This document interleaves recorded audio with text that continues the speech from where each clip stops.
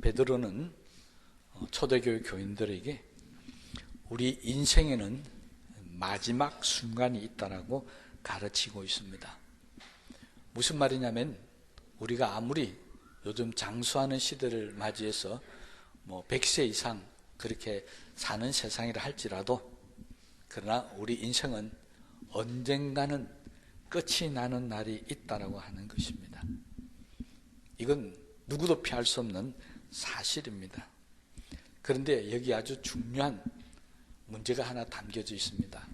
무슨 말이냐니까요. 우리에게 끝이 있다라고 하는데 그 끝이 만약 오늘이라면 어떻게 하시겠느냐는 것입니다.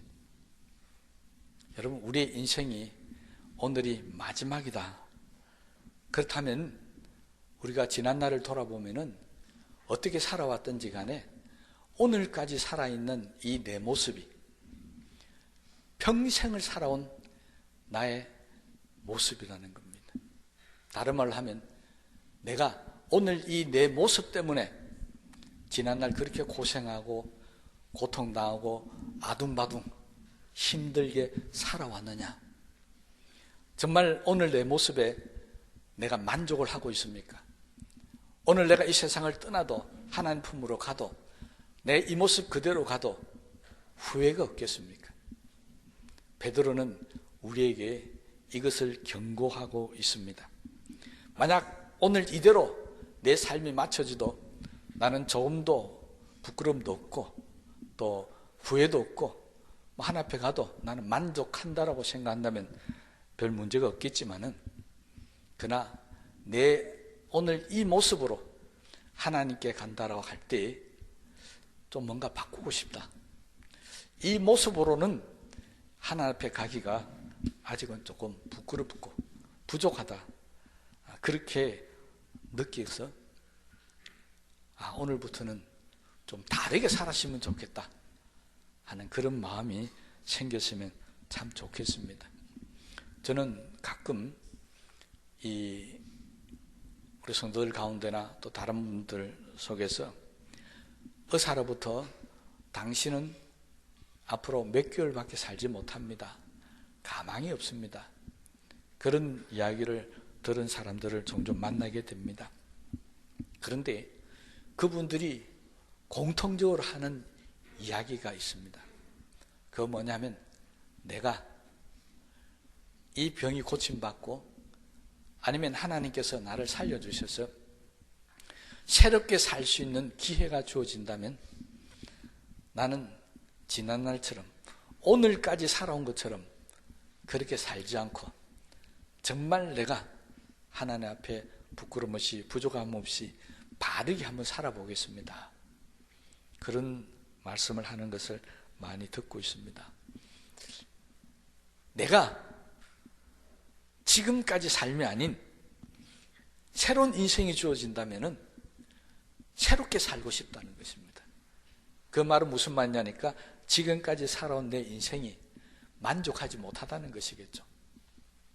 오늘 이 시간에 우리 모두가요 정말 지금 내 모습에 만족하는가 하는 사실을 한번 돌아보시고요. 정말 오늘 이 순간이 내 마지막 순간이라고 생각한다면은 내일부터 새로운 인생이 주어지는 거잖아요. 오늘 내가 죽는다. 오늘 내가 하나님 앞에 가야 되는데 하나님께서 데려가지 않고 너 내일도 살아라. 모레도 살아라. 앞으로 10년만 더 살아라. 이렇게 말씀하신다면은 앞으로 살아가는 우리의 삶은 나한테 새로운 인생이 주어진 겁니다. 그러니 오늘 이 말씀을 붙들고요.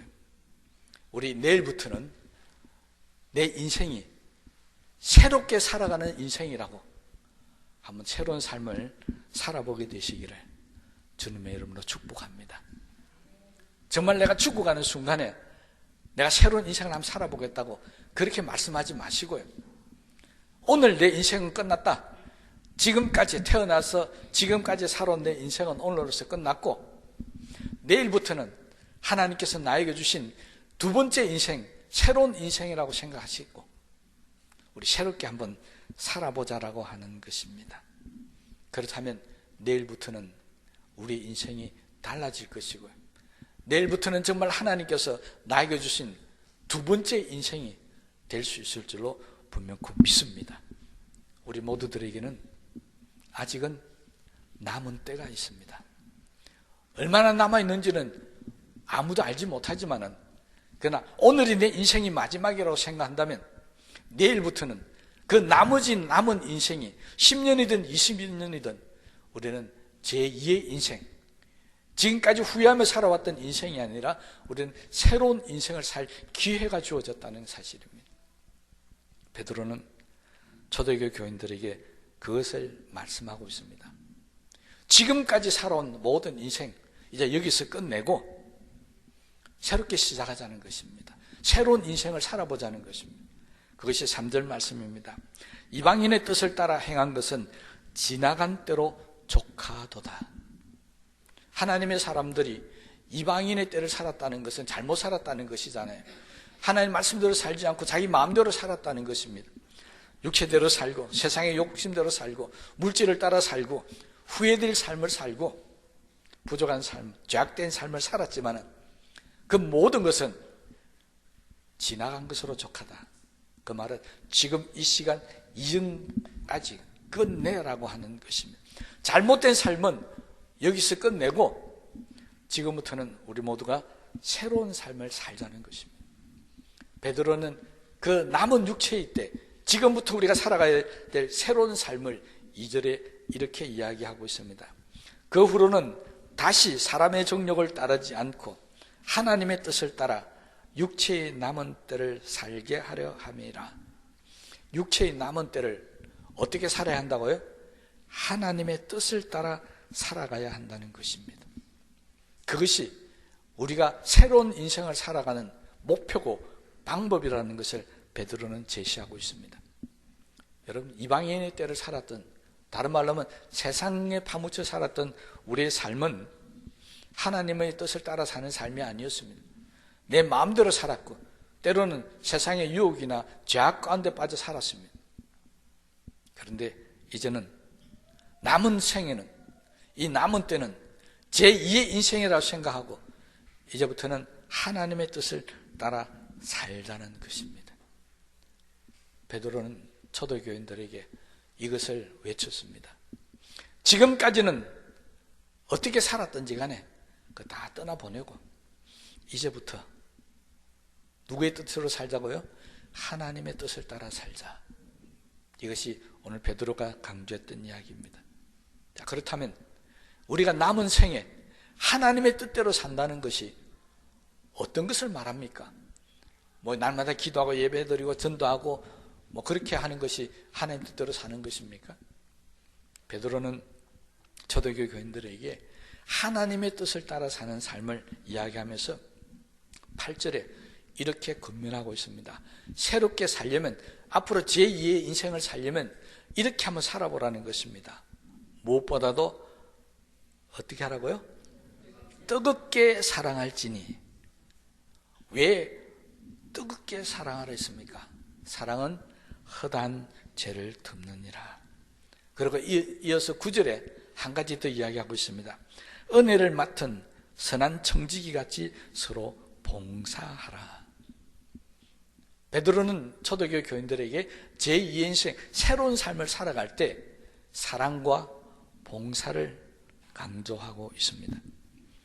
오늘날은 이 현대는 물질의 풍요나 쾌락을 추구하고 따라 살고 있습니다. 또한 극단적인 개인주의로 치우치고 있습니다. 그래서 사람들은 이웃 간의 관계, 심지어는 아파트에 살면서 앞집에 사는 사람의 얼굴도 모르고 사는 경우도 참 많이 있습니다. 이웃과의 관계는 갈수록 단절되고 있고요. 또한 과학 문명이 발달해서 컴퓨터가 발달하다가 보니까 이제는 직장 생활도 집 안에서 해도 됩니다. 그것을 자택근무라고 그러죠. 가지 않고 그냥 집에서 한다는 겁니다. 시장도 안 갑니다. 젊은 사람들은 어떻게 합니까? 온라인으로 다 먹고 싶은 거 다, 아니면 전화로 다 배달시켜서 다 먹습니다. 그뿐입니까? 은행도 안 가도 됩니다. 저도 근간에 들어서 은행 가본 일이 없습니다. 왜요? 핸드폰이나 온라인으로 컴퓨터로 다 하면 뭐 지출하기도 하고 받기도 하고 다 합니다. 모든 것이 집 안에서 내 혼자서 해결할 수 있는 세상에 와버렸습니다. 옆 사람이나 이웃이나 뭐 교인이나 이건 전혀 상관이 없는 그런 세상이 되어버렸다는 겁니다. 심지어는요, 예배도 요즘에는 집에서 그냥 TV로 아니면 인터넷으로 예배 드리면서 교회를 출석하지 않는 그런 사람이 있습니다. 헌금은 어떻게 합니까? 요즘 교회들은 주보 앞에다가 아니면 교회 홈페이지 광고에다가 밑에다가 교회 계좌번호를 쫙 적어 놓습니다. 그러면 그냥 송금해버리면 끝나는 겁니다. 세상은 참 편리해졌는데 거기에 무슨 사랑이 있고 거기에 무슨 봉사가 있겠습니까? 현대인들에게 사랑과 봉사가 사라져버렸다는 것입니다. 집안에서 모든 것을 해결하는 그런 세상이 되고 말았다는 것입니다. 성경은 그렇게 가르치지 않고 있습니다. 우리는 다른 사람을 만나야 됩니다. 그 사람을 만나서 어떻게 하라고요? 뜨겁게 사랑해야 됩니다. 서로 뜨겁게 사랑하라. 혼자 사는 게 아닙니다. 만나서 교회 안에서 서로 사랑하고 또 만나서 서로 봉사하고 서로 도우고 약한 자를 돌아보는 이것이 바로 주님이 말씀하셨던 사랑과 봉사며 우리가 살아가는 삶의 모습입니다. 그런데 우리는 그렇게 살지 않더라는 겁니다. 그래서 베드로는 지금까지 살았던 그 모든 것 다 이제 보내고 이제 그것까지는 족하니까 이제부터는 적어도 우리 그리스도인들은 그렇게 살지 말자는 겁니다. 뜨겁게 살아가며 살고 교회 나와서 서로 섬기고 봉사하며 그렇게 살아가자는 것입니다. 성경은 우리에게 사랑을 표현할 때 마음속에 샘 솟는 샘과 같은 것이라고 그랬습니다. 이 말은 무슨 말이냐면 샘은 퍼내면 퍼낼수록 맑은 물이 자꾸 올라옵니다. 그런데 그대로 두어버리면 썩어버립니다. 먹을 수 없는 물이 되어버립니다. 사랑도 그렇습니다. 사랑도 내 가슴 속에 있는 사랑을 자꾸 퍼내어서 다른 사람한테 주면은 가슴 속에 사랑이 자꾸 넘치게 됩니다. 그런데 가슴 속에 사랑을 꼭 담고 있으면 사랑을 할 줄 모르게 됩니다. 사랑을 어떻게 표현해야 될지도 모릅니다. 그래서 사랑을 잃어버립니다. 현대인들에게 가장 불행한 일이 무엇인가? 심리학자들이 공통적으로 이야기하고 있습니다. 현대인들은 사랑을 잃어버렸다. 사랑할 줄도 모르고 사랑받을 줄도 모른다는 것입니다. 그래서 가장 불행한 사람은 사랑을 가슴에 담지 못하는 사람, 그 가슴 속에 사랑이 없는 사람, 미움과 다툼과 원한만 가득 차져 있는, 불만만 가득 차져 있는 그런 사람이 가장 불행한 사람이라는 것입니다. 우리들 가슴에는 뭐가 담겨져 있습니까? 사랑이 담겨져 있습니까? 그렇다면 우리는 행복한 사람입니다. 그런데 만약 내가 나를 아무리 살펴봐도 내 속에 사랑이 없다면 지금 나는 불행하게 살고 있다는 것입니다. 그래서 베드로는 무엇보다도 뜨겁게 사랑하라 가르치고 있습니다. 이 사랑이 없으면 불행한 이유가 뭐냐니까 베드로는 이렇게 해석합니다. 사랑은 허다한 죄를 덮는데 사랑이 없다 보니까 죄가 덮어지지 않더라는 겁니다. 죄를 자꾸 덜쳐내는 겁니다. 죄를 자꾸 사람들 앞에 공개해버립니다. 그러니 사람들은 서로 싸우고 죽이고 다툴 수밖에 없습니다. 사랑이 있으면 죄는 덮어집니다. 여러분, 성경에는 수많은 사건들이 있지만요, 그 중에 너무나 잘 아는 우리 에덴 동산의 일을 한번 보십시다. 아담이 선악과를 따먹고 하나님 앞에 죄를 지었습니다. 하나님 피해서 도망가 숨었습니다. 그럴 때 하나님은 아담을 사랑하셔서 찾아가셨어요. 그의 수치와 죄를 가려주셨습니다. 뭘로요? 가죽옷을 입혔어요. 다 가려주셨습니다. 그 말은 용서해 주셨다는 이야기예요. 그런데 이 하나님의 사랑을 받았던 아담이 하와에게 어떻게 한지 아시죠? 아담은 하와를 하나님께서 만들어 주시자 창세기 2장 24절에 이렇게 이야기합니다. 내 뼈 중에 뼈요 살 중에 살이라. 이 말은 무슨 말입니까? 뜨겁게 사랑한다는 이야기입니다. 아담은 하와를 너무나도 뜨겁게 사랑했습니다. 그런데 사탄이 유혹해서 선악과를 딱 먹고 나니까 이 사랑이 사라져 버렸습니다. 그래서 하나님 앞에 이렇게 이야기합니다. 여자, 그가 그 나무 열매를 주므로 내가 먹었나이다. 무슨 소리입니까? 내가 죄진 게 아니고 누구 때문이라고요? 하와 때문이다. 죄를 하와에게 뒤집으셔 버렸습니다. 왜 그랬을까요? 성경 해석대로라면 사랑이 식어버린 겁니다. 뜨겁게 하와를 사랑하고 있었다면 죄를 덮어줬을 건데 그동안 어쨌든 무슨 일인지 잘 모르지만 아마 선악과를 따먹어서 그럴 수도 있겠지만 아무튼 사랑이 식어버렸습니다. 그래서 하와를 자기의 죄를 떠맡겨 버렸습니다. 우리의 마음속도 마찬가지입니다. 우리에게도 사랑이 없으면, 사랑이 없는 사람은 자꾸 남의 죄를 들추어냅니다. 자꾸 남의 죄를 지적합니다. 심판하려고 합니다. 그런데 사랑이 있는 사람들은 죄를 덮어주고 죄를 뒤집어 쓰려고 그럽니다. 그 대표적인 인물이 바로 예수님입니다.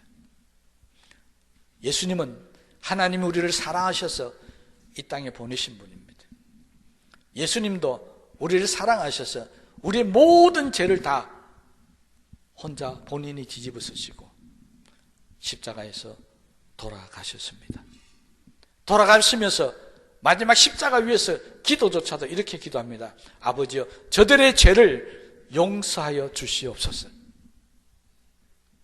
사랑을 가진 사람들은 사랑을 덮어줄 뿐만이 아니라 남의 죄까지도 자기의 모든 것으로 뒤집어 쓰고 그렇게 고통을 당하더라는 것입니다. 그러므로 베드로는 이제 새로운 삶을 살아가는데 우리에게 가장 필요한 것은 뜨겁게 사랑하는 것이다. 믿습니까? 옆 사람한테 한번 하십시다. 나는 당신을 뜨겁게 사랑할 것입니다. 사랑합니다. 뜨겁게 사랑할 것입니다.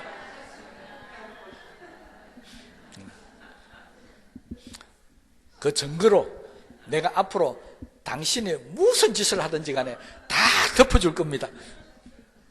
하세요? 이건 안 하시네. 아니, 뜨겁게 사랑한다 해놓고 왜 죄는 안 덮어주려고 그럽니까? 사랑은 허다한 죄를 덮느니라. 아직 여러분 마음에 사랑이 안 생긴 것 같습니다. 사랑이 생기도록 계속 설교를 이어가겠습니다. 서로 죄를 덮어주지 못했다. 그것은 내가 아직도 사랑이 부족하다는 증거입니다. 여러분, 사랑이 부족하지 않고 충만한 사랑, 우리가 가질 수 없다고 생각하십니까? 아니요.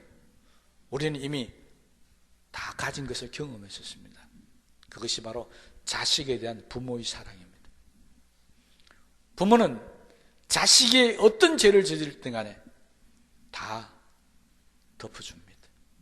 어떤 허물이 있고 어떤 부족함이 있더라도 다 감싸줍니다. 우리는 분명히 남의 죄를 덮어줄 수도 있고 감싸줄 수 있는 그런 사랑을 갖고 있습니다. 그런데 그 사랑이 자식에만 향하고 다른 사람에게는 향하지 않더라는 것입니다. 여러분, 우리 계시는 여자분들이 그런 말을 많이 하죠. 남편을 향해서 남편이 아니라 뭐라고요? 왼수다 이렇게 이야기합니다. 그거는 나이 많이 드신 분 이야기고요. 중년층에 가면 말이 다릅니다. 물어보면은 아들 하나 더 키웁니다. 이렇게 이야기합니다. 그러다가 나이가 들면 이제 왼수로 바뀌는 거예요.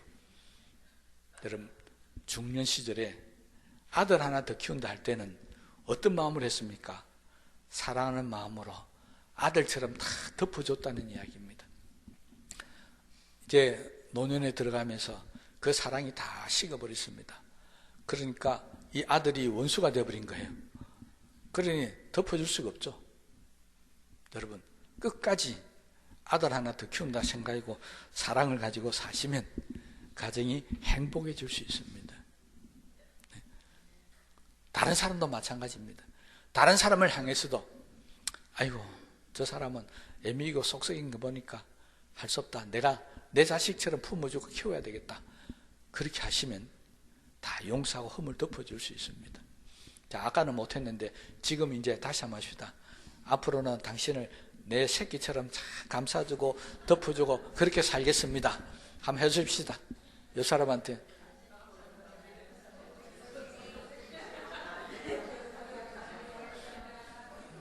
네. 앞에 쳐다보니까 도저히 못하신 분이 하필이면 제 눈에 딱 들어오는 분이 한 분인데 내가 누구라고 말은 안 하겠습니다.